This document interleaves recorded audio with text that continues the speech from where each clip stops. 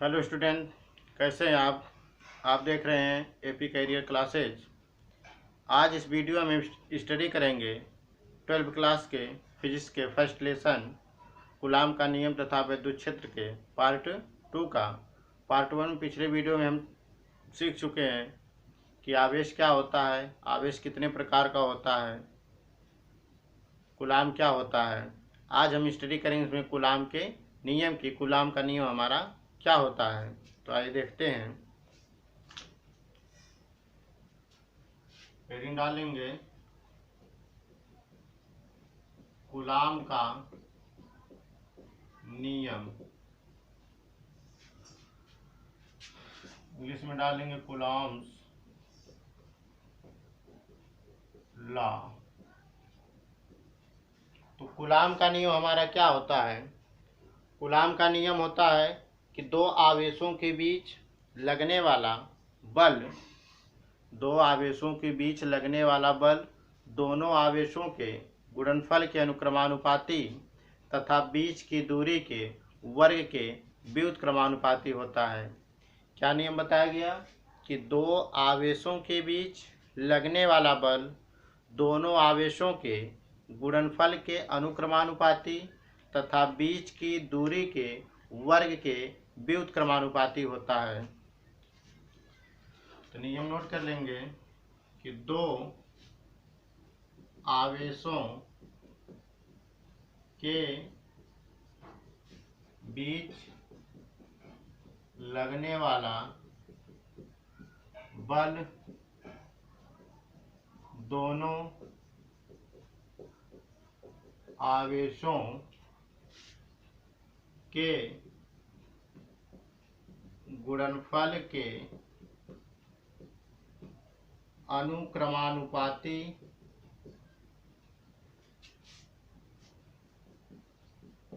तथा बीच की दूरी के वर्ग के व्युत्क्रमानुपाती होता है। तो कूलाम का नियम हमारा यही है कि किन्हीं भी दो आवेशों के बीच जो लगने वाला बल रहेगा वह दोनों आवेशों के गुणनफल के अनुक्रमानुपाती होगा और बीच की दूरी के वर्ग के व्युत्क्रमानुपाती होगा। जैसे मान लीजिए हम मान लेते कि दो आवेश हमारे Q1 और Q2 एक दूसरे से r दूरी पर रखे गए हैं और यह एक ऐसे माध्यम में रखे हैं जिसका परावैद्युतांक K है। तो सबसे पहले हम इसे लिख लेंगे कि माना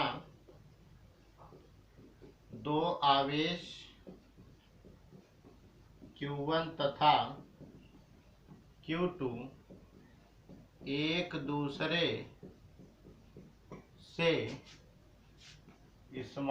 r दूरी पर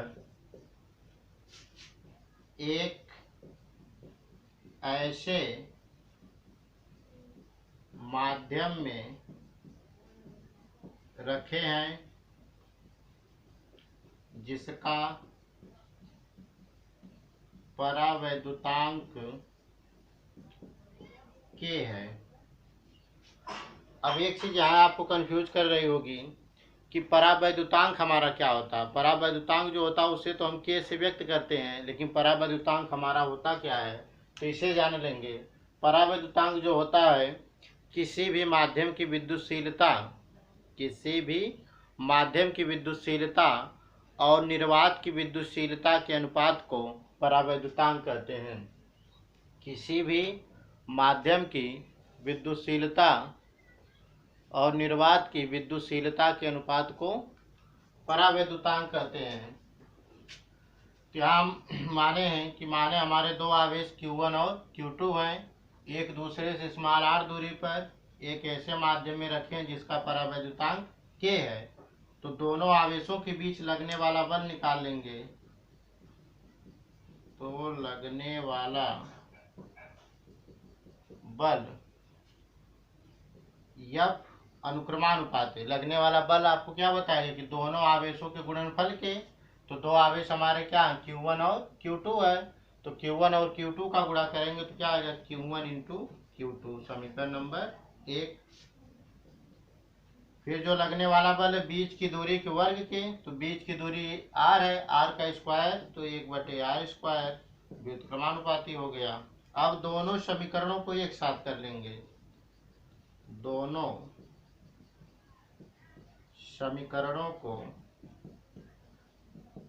एक साथ करने पर, तो जब दोनों समीकरणों को एक साथ करेंगे तो हमारा आ जाएगा यफ अनुक्रमानुपाते Q1 Q2 अपान r²। अब यहाँ नियतांक जो है वही के ले लेंगे तो आ जाएगा यफ बराबर के Q1 Q2 अपान r², परंतु के बराबर मान होता है 1/4πε0, इसलिए यफ बराबर आ जाएगा 1/4πε0 Q1 Q2 अपान r²। बल का तो मात्रक जानते हैं न्यूटन ही होता है। तो यह रहा हमारा कूलाम का नियम, और यह हम प्राप्त किए हैं कूलाम बल का व्यंजक। फिर से समझ लीजिए एक बार। तो कूलाम का नियम आपको बताया गया। कूलाम का नियम, दो आवेशों के बीच लगने वाला बल दोनों आवेशों के गुणनफल के अनुक्रमानुपाती और बीच की दूरी के वर्ग के व्युत्क्रमानुपाती होता है।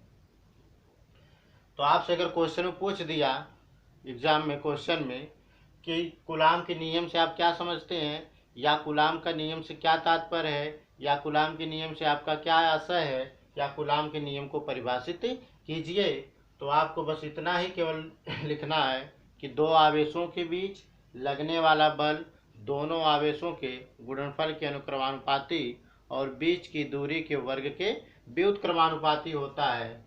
अगर कूलाम बल का व्यंजक प्राप्त करने के लिए कहा, या कह दिया सिद्ध कीजिए कि यह बराबर 1/4πε0 इंटू Q1 Q2 अपान r² होता है, तो यह हम कूलाम बल का व्यंजक किस प्रकार से प्राप्त करेंगे। सबसे पहले मानेंगे कि माना दो आवेश हमारे कौन कौन से, Q1 और Q2, एक दूसरे से स्मॉल r दूरी पर एक ऐसे माध्यम में रखे गए हैं जिसका परावैद्युतांक क्या है, k है। और परावैद्युतांक आपको बताया गया कि किसी भी माध्यम की विद्युतशीलता और निर्वात की विद्युतशीलता के अनुपात को ही हम परावैद्युतांक कहते हैं। तो परावैद्युतांक के है तो लगने वाला बल हम निकाल लेंगे। तो बल अनुक्रमानुपाती होगा, दोनों आवेशों का गुणनफल, तो Q1 और Q2 का गुणा करेंगे तो Q1 इंटू Q2 ही आएगा गुणनफल। फिर यह व्युत्क्रमानुपाती बीच की दूरी के वर्ग के, तो बीच की दूरी क्या है, r है, तो r का वर्ग करेंगे तो r² होगा, व्युत्क्रम है इसलिए ये 1/r² हो गया। दोनों समीकरणों को एक साथ किया गया तो यह अनुक्रमानुपाती Q1 इंटू Q2 अपान r²। यह यहाँ नियतांक हम के ले लिए तो यह बराबर के Q1 इंटू Q2 अपान r²। यही के जो है यह परावैद्युतांक है, परंतु के का मान हमारा क्या होता है, 1/4πε0 होता है, इसलिए यह बराबर के का मान हम रख दिए यहाँ पर 1/4πε0 और Q1 इंटू Q2 अपान r²। यह जो हमारा कूलाम बल का व्यंजक है। अब बल का मात्रक क्या होता है, न्यूटन होता है। क्लियर है।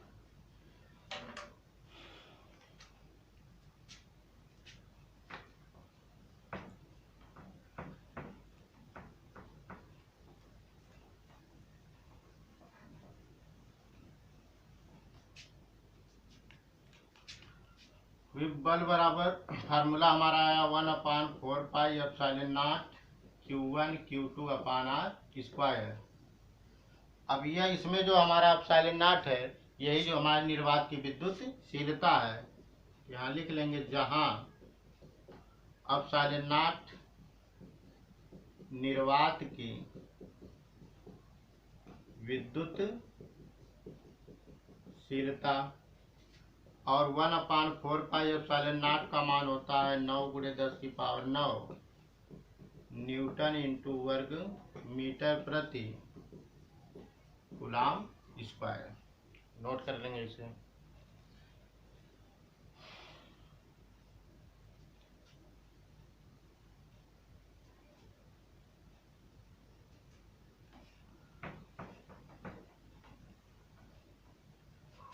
अब हम जान लेते हैं एप्सिलॉन नॉट का आंकिक मान, इसका हमारा मान कितना होता है। तो आपको बताया गया अभी कि 1/4 पाई एप्सिलॉन नॉट बराबर होता है 9 × 10⁹ न्यूटन इंटू वर्ग मीटर प्रति कूलम स्क्वायर। तो एप्सिलॉन नॉट का मान हमें निकालना है, तो एप्सिलॉन नॉट का इधर गुणा करेंगे और फिर आ जाएगा यहाँ बटे में, तो एप्सिलॉन नॉट बराबर आ जाएगा 1/4 पाई × 9 × 10⁹ एप्सिलॉन नॉट बराबर 1/9 चौको 36, पाई का मान होता है 3.14 × 10⁹ एप्सिलॉन नॉट बराबर, अब 10⁹ जब बटे से ऊपर ले जाएंगे, किसी भी संख्या को जब भी हम बटे से ऊपर ले जाएंगे तो उसकी घात जो होती है उसका चिन्ह बदल जाता है, प्लस में रहेगा तो माइनस हो जाएगा, माइनस रहेगा तो प्लस, तो आ जाएगा 1 × 10⁻⁹ बटे 36 × 3.14। अब इसका जब गुणा करके यहाँ भाग देंगे तो एप्सिलॉन नॉट का मान आ जाएगा 8.85 × 10⁻12 कूलम स्क्वायर प्रति न्यूटन इंटू वर्ग मीटर। तो इस प्रकार से हम याद कर लेंगे एप्सिलॉन नॉट का आंकिक मान। फिर से एक बार समझ लीजिए, एप्सिलॉन नॉट का आंकिक मान हमें जब भी निकालना रहेगा तो इसका मान पहले लिख लेना है। 1/4 पाई एप्सिलॉन नॉट का मान होता है 9 × 10⁹ न्यूटन इंटू वर्ग मीटर प्रति कूलम स्क्वायर। तो एप्सिलॉन नॉट का मान निकालेंगे तो यहाँ इसका गुणा करेंगे, फिर अगली लाइन में गुणा में तो आ जाएगा भाग हो जाएगी, तो डायरेक्ट आपको किया गया एप्सिलॉन नॉट बराबर 1/4 पाई और एक बटे में आ गया × 9 × 10⁹ एप्सिलॉन नॉट बराबर 9 का गुणा 4 में किया 9 चौको 36, पाई का मान होता है 3.14 × 10⁹ एप्सिलॉन नॉट बराबर, अब ये 10⁹ बटे से ऊपर जाएगा तो उसका चिन्ह जो बदल जाएगा, तो ये × 10⁻⁹ बटे हमारा बच गया 36 × 3.14। जब इसका गुणा करके यहाँ भाग देंगे तो एप्सिलॉन नॉट का मान आपका निकलेगा 8.85 × 10⁻12 कूलम स्क्वायर प्रति न्यूटन इंटू वर्ग मीटर। नोट कर लेंगे।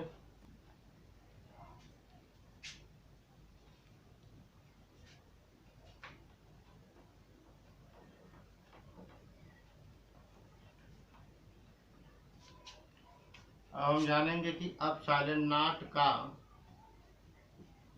मात्रक तथा विमीय सूत्र। तो अब हम जानेंगे कि एप्सिलॉन नॉट का हमारा मात्रक क्या होगा और उसका विमीय सूत्र क्या होगा। तो फार्मूला आपको बताया गया कि F बराबर 1/4 pi epsilon not into Q1 Q2 upon R square. F क्या है? बल होता है, बल का मात्रक न्यूटन होता है। Q क्या आपको बताया गया? आवेश होता है, आवेश का मात्रक क्या होता है? कूलम होता है। R जो है बीच की दूरी है, और बीच की दूरी का मात्रक क्या होता है? मीटर होता है।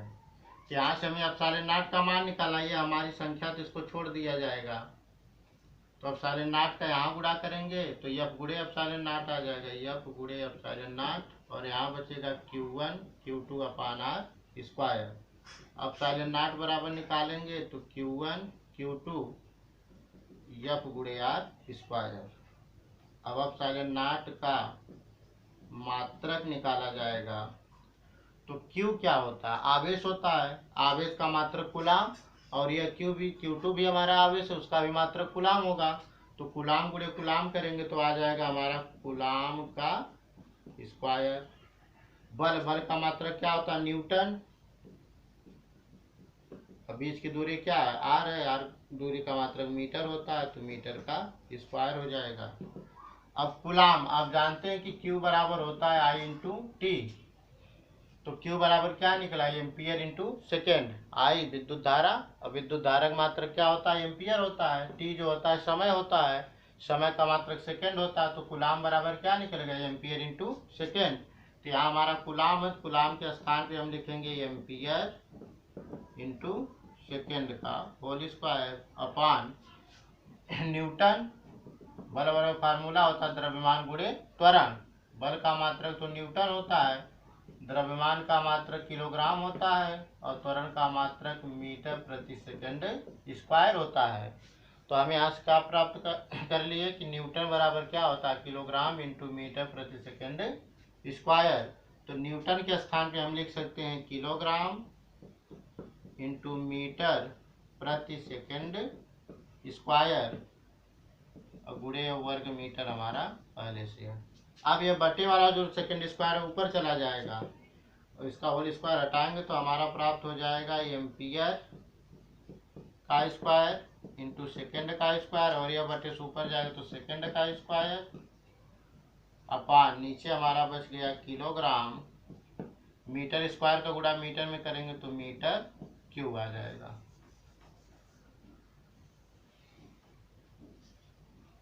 तो अब साइलेंट नाट का मात्रा निकल जाएगा, बटे से इसको हम ऊपर ले जाएंगे तो हमेशा पहले किलोग्राम मीटर सेकंड लिखने के बाद जो अन्य राशि उसका मात्रा लिखते हैं। तो किलोग्राम जो ऊपर जाएगा तो किलोग्राम की पावर हो जाएगी -1, मीटर ऊपर जाएगा तो आ जाएगा मीटर की पावर -3, सेकंड स्क्वायर पे आ जाएगा सेकंड की पावर 4 इंटू एम्पियर स्क्वायर।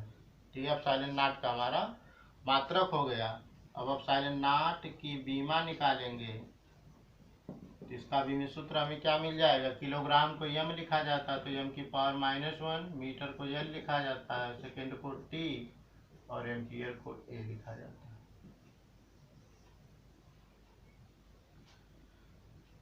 तो इस प्रकार से हम प्राप्त कर लिए कि कूलाम का मात्रक और विमी सूत्र क्या होता है। फिर से एक बार समझ लेंगे।